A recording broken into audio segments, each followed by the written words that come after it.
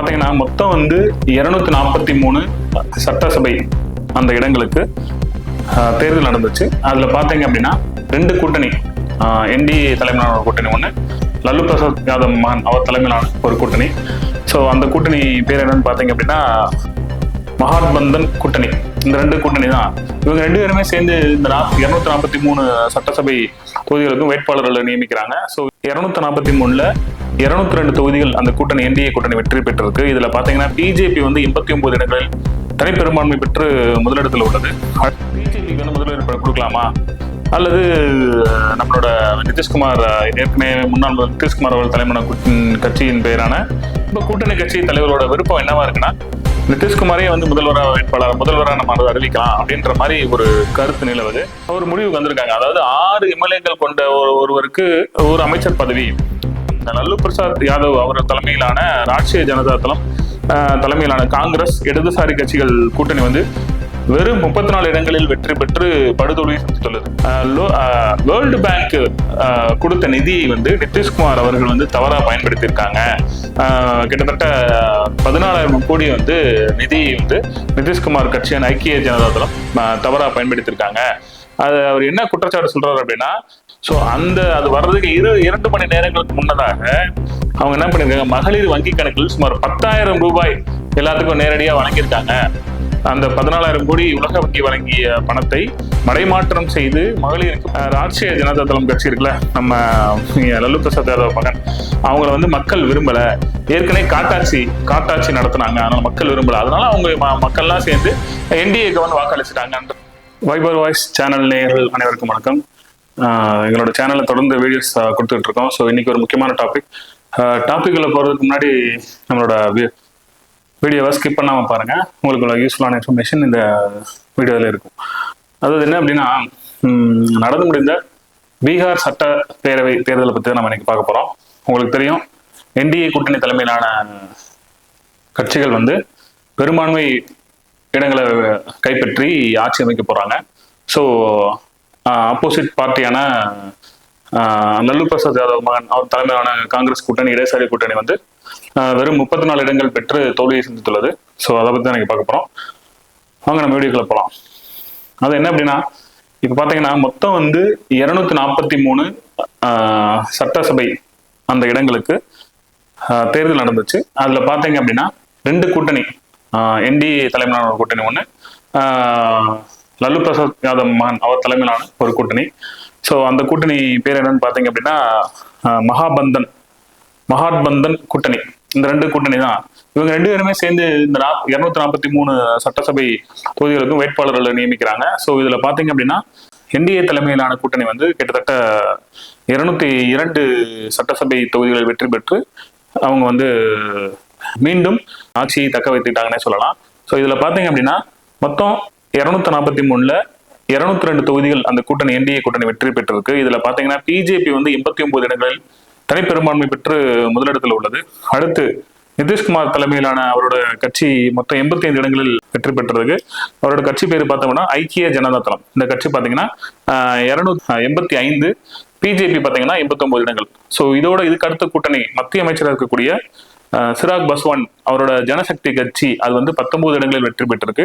So அப்புறம் ராஜ்யசபா எம்பியா இருக்கிற அவரோட பேர் பார்த்தீங்க அப்படின்னா ஜித்தன் ராம் மஞ்சியின் அவரோட கட்சியான ஹிந்துஸ்தானி ஆவாம் மோர்ச்சா, இந்த கட்சி பார்த்தீங்கன்னா கிட்டத்தட்ட 5 இடங்களில் வெற்றி பெற்றிருக்கு. இதுதான் அந்த கூட்டணி கட்சிகளோட மொத்த வெற்றி நிலவரம். ஸோ இப்போ என்ன கேள்வி எழுதிருக்கு அப்படின்னா, என்ன பார்த்தோம் அப்படின்னா, யாரு முதல்வர் வேட்பாளர் அப்படின்ற ஒரு கேள்வி எழுந்திருக்கு. ஏன்னா இந்த முறை பார்த்தீங்கன்னா பிஜேபி 89 இடங்களில் தனிப்பெரும்பான்மை பெற்று அதிக சட்டசபை இடங்களில் வெற்றி பெற்று இருக்கு இல்லையா. ஸோ அதனால வந்து பிஜேபிக்கு வந்து முதல்வர் வேட்பாளர் கொடுக்கலாமா அல்லது நம்மளோட நிதிஷ்குமார், ஏற்கனவே முன்னாள் நிதிஷ்குமார் அவர்கள் தலைமையான கட்சியின் பெயரான அதாவது ஐக்கிய ஜனதா தளம் அந்த கட்சிக்கு வந்து கொடுக்கலாமா அப்படின்ற மாதிரி ஒரு கேள்வி எழுந்திருக்கு. ஸோ அந்த கேள்வியை சால்வ் பண்றதுக்கு தான் வந்து கூட்டணி கட்சியோட தலைவர்கள் வந்து இன்று அமித்ஷா தலைமையிலான கூட்டத்தில் டெல்லியில் வந்து கலந்துக்கிட்டாங்கன்னே சொல்லலாம். ஸோ அந்த கூட்டத்துல இந்த கூட்டத்தோட முடிவுகள் என்ன வரும்ன்றதை நம்ம பொறுத்து வந்து பார்ப்போம். ரொம்ப கூட்டணி கட்சி தலைவரோட விருப்பம் என்னவா இருக்குன்னா நிதிஷ்குமாரே வந்து முதல்வராக நம்ம அதை அறிவிக்கலாம் அப்படின்ற மாதிரி ஒரு கருத்து நிலவுது. கூட்டணி கட்சி தலைவர்கள், என்டிஏ தலைவரான கூட்டணி கட்சி தலைவர்கள் இருக்காங்க பார்த்தீங்களா, அவங்க வந்து முன்னாள் முதல் நிதிஷ்குமாரை மீண்டும் முதலமைச்சராக தேர்ந்தெடுக்கலாம் அப்படின்னு சொல்லியிருக்காங்க. ஸோ இதுலதான் என்னன்னு பார்த்தோம் அப்படின்னா உங்களுக்கு தெரியும், சட்டசபை மற்றும் நாடாளுமன்ற விதிகளின்படி மொத்தம் 15% பேருக்கு தான், மொத்தம் உள்ள எம்எல்ஏக்கள் மற்றும் எம்பிக்கள் 15% பேருக்கு தான் அமைச்சர்களாக நியமிக்க முடியும். அதன்படி பார்த்தோம் அப்படின்னா பீகார்ல மொத்தம் 243 சட்டசபை தொகுதி இருக்கு. ஸோ இதுல பாத்தீங்க அப்படின்னா மொத்தம் வந்து 36 அமைச்சர்கள், அந்த சட்டசபை விதிகளின் படி பார்த்தோம் அப்படின்னா 15% அடிப்படையில் பார்த்தோம் அப்படின்னா 36 அமைச்சர்கள் நியமிக்கலாம். இந்த 36 அமைச்சர்கள் யார் யார், எந்தெந்த கட்சி, கூட்டணி கட்சிகள், எந்தெந்த கட்சி எம்எல்ஏக்கள் அமைச்சர்களாக பதவி இருப்பாங்க அப்படின்ற ஒரு குழப்பம் நிலவும் போது ஒரு முடிவுக்கு வந்திருக்காங்க. அதாவது 6 எம்எல்ஏக்கள் கொண்ட ஒருவருக்கு ஒரு அமைச்சர் பதவி, 6 எம்எல்ஏக்களுக்கு ஒரு அமைச்சர் பதவி அப்படின்ற மாதிரி சொல்லியிருக்காங்க. ஸோ அதன்படி நான் ஏற்கனவே சொல்வது போல பார்த்தோம் அப்படின்னா பிஜேபி வந்து 89 எம்எல்ஏக்கள் வச்சிருக்கு இல்லையா. ஐக்கிய ஜனதா தளம் வந்து பார்த்தோம் அப்படின்னா 85, ஹிந்துஸ்தானி ஆவம் மோர்ச்சா அப்படின்ற ஒரு கட்சி பார்த்தோம் அப்படின்னா 5 எம்எல்ஏக்கள் வைத்திருக்கு. ஸோ அப்புறம் சிராக் பஸ்வானின் ஜனசக்தி அந்த கட்சி பார்த்தா 19 இடங்கள் வச்சிருக்கு.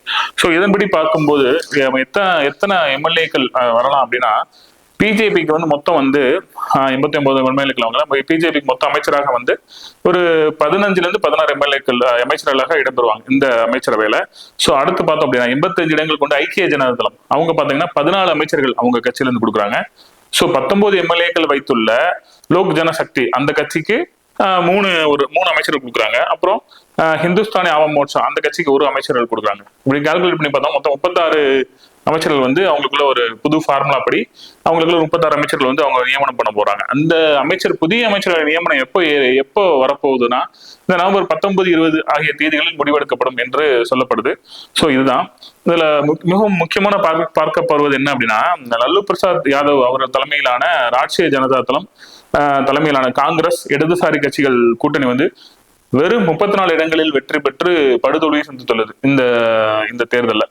ஸோ இதுக்கப்புறம் இவங்களோட போட்டியிட்ட நம்ம சுரசக்தி கட்சி தலைவரான நம்ம தேர்தல் வியூகர் பிரசாந்த் கிஷோர் அவரோட கட்சியும் போட்டிட்டு அவரும் படுதோல்வி சந்திச்சிருக்காரு. அவர் சில விமர்சனங்கள் முன்வைக்கிறாரு. என்ன அப்படின்னா வேர்ல்டு பேங்க் கொடுத்த நிதியை வந்து நிதிஷ்குமார் அவர்கள் வந்து தவறா பயன்படுத்தியிருக்காங்க. கிட்டத்தட்ட 14,000 கோடி வந்து நிதியை வந்து நிதிஷ்குமார் கட்சியான ஐக்கிய ஜனதா தளம் தவறா பயன்படுத்தியிருக்காங்க. அது அவர் என்ன குற்றச்சாட்டு சொல்றாரு அப்படின்னா உங்களுக்கு தெரியும் தேர்தல் அறிவிப்பதற்கு முன்னதாக அந்த அந்த அந்த கட்டுப்பாடுகள் விதிமுறைகள் வரும், மோட் ஆஃப் கான்டாக்ட் சொல்லுவாங்க. அந்த கட்டுப்பாடுகள் விதிமுறை அதுக்கு அது அமலுக்கு வந்ததுக்கு அப்புறம் எந்த ஒரு இதையும் நம்ம பண்ணக்கூடாது அரசு சார்பா. ஸோ அது வர்றதுக்கு 2 மணி நேரங்களுக்கு முன்னதாக அவங்க என்ன பண்ணிருக்காங்க, மகளிர் வங்கி கணக்கில் சுமார் 10,000 ரூபாய் எல்லாத்துக்கும் நேரடியா வழங்கியிருக்காங்க. அந்த 14,000 கோடி உலக வங்கி வழங்கிய பணத்தை மடைமாற்றம் செய்து மகளிருக்கு 10,000 ரூபாய் விதமாக 14,000 கோடியை வந்து மகளிர் வங்கி கணக்கில் நேரடியாக நியமனம் பண்ணியிருக்காங்க. இதுதான் வந்து அவரோட வெற்றிக்கு காரணம். அது அவர் இன்னொரு கருத்து சொல்லியிருக்காரு, இது உண்மையாக எனக்கு தெரியல, இது உண்மையாக இருந்துச்சுன்னா இதை பத்தி விசாரிக்கிற சூழல் வரும் அப்படின்னு சொல்லியிருக்காரு. அப்புறம் இன்னொன்னு சொல்லியிருக்காரு, ராஷ்டிரிய ஜனதா தளம் கட்சி இருக்குல்ல, நம்ம லல்லு பிரசாத் யாதவ் மகன், அவங்கள வந்து மக்கள் விரும்பல, ஏற்கனவே காட்டாட்சி நடத்தினாங்க, அதனால மக்கள் விரும்பல, அதனால அவங்க மக்கள்லாம் சேர்ந்து என்டிஏக்கு வந்து வாக்களிச்சுட்டாங்கன்ற மாதிரியும் பிரசாந்த் கிஷோர் அவர்கள் வந்து சொல்லியிருக்காரு. ஸோ இதுதான் இது முக்கியமானது. என்னன்னு பார்த்தோம் அப்படின்னா இந்த கூட்டணி கட்சி வந்து உண்மையிலே வந்து ஒரு மிகப்பெரிய ஒரு வெற்றி கூட்டணின்னு சொல்லலாம். ஏன்னா வந்து பிரசாந்த் கிஷோர் சொல்வது போல லல்லு பிரசாத் யாதவ் மகன் தலைமையிலான ராஷ்டிரிய ஜனதா தளம் கட்சியை வந்து யாரும் விரும்பல, அதனால எதிராக மக்கள் வாக்களிச்சு மக்களை என்டிஏ தலைமையிலான கூட்டணி ஜெயிக்க வச்சுட்டாங்க. ஸோ இவ முதல்வர் வேட்பாளர் யாரு, அதுதான் ஏற்கனவே சொன்னது போல 89 எம்எல்ஏக்கள் வைத்துள்ள பிஜேபி கட்சி வந்து முதல்வர் வேட்பாளர் வரலாமா அப்படின்னு சொல்லும்போது பார்க்கும்போது கூட்டணி கட்சிகள் தலைவர்கள்லாம் சேர்ந்து முன்னாள் முதல்வரான நிதிஷ்குமாரையே வந்து நம்ம முதல்வராக நியமிச்சுக்கலாம், அதுல எந்த ஒரு மாற்றம் வேணாம் அப்படின்னு சொல்லியிருக்காங்க. ஸோ அடுத்து பார்த்தோம் அப்படின்னா துணை முதல்வர் யாராவது கொடுக்குறாங்க அப்படின்னு தான் அது 2 கட்சிகளுக்கு துணை முதல்வர் வழங்குறதா சொல்லப்படுது. ஒன்னு பார்த்தோம்னா பிஜேபி வந்து துணை முதல்வராக விஜயகுமார் சின்ஹா, நிதிஷ்குமார் தான் முதல்வர் அப்படின்ற விஷயத்த சூசகமா சொல்வது போல அவர் நேரடியா பாட்னாவில் இருக்க நிதிஷ்குமார் சந்திச்சு பூங்கத்தை கொடுத்து நேற்று வந்து அவர் வந்து வாழ்த்திருக்காரு. ஸோ இதன்படி பார்க்கும்போது மீண்டும் நிதிஷ்குமார் அவர்கள் தான் முதல்வராக பிஜேபி வரலாம் என்று சொல்லப்படுது. ஸோ அடுத்து பார்த்தோம் அப்படின்னா இரண்டாவது துணை முதல்வர் இரண்டு துணை முதல்வர் ரெண்டாவது பார்த்தோம் அப்படின்னா லோக் ஜனசக்தி கட்சிக்கு வழங்குறாங்க. அந்த 19 எம்எல்ஏக்கள் வச்சிருந்தாங்க பார்த்தீங்கன்னா லோக் ஜனசக்தி கட்சி, அவங்களுக்கு வந்து ஒரு துணை முதல்வர் கொடுக்குறாங்க. இதுதான் பீகார் தேர்தல் நிலவரம். ஸோ பார்த்தா அதில் புது ஃபார்முலா 6 எம்எல்ஏக்களுக்கு ஒரு அமைச்சர் அப்படின்ற மாதிரி பார்த்து கரெக்டாக அவங்க வந்து அவங்களுக்குள்ள ஒரு கால்குலேட் பண்ணி அந்த அமைச்சரையே சக்ஸஸாக நவம்பர் 19, 20 வந்து அவங்க வந்து நியமனம் செய்யப்பட சொல்லப்படுது. ஸோ இதுதான் இன்றைய தகவல். மறக்காம எங்களோட சேனலை லைக் பண்ணுங்க, ஷேர் பண்ணுங்க, கமெண்ட் பண்ணுங்க, பெல் பட்டனை கிளிக் பண்ணுங்க. நன்றி, வணக்கம்.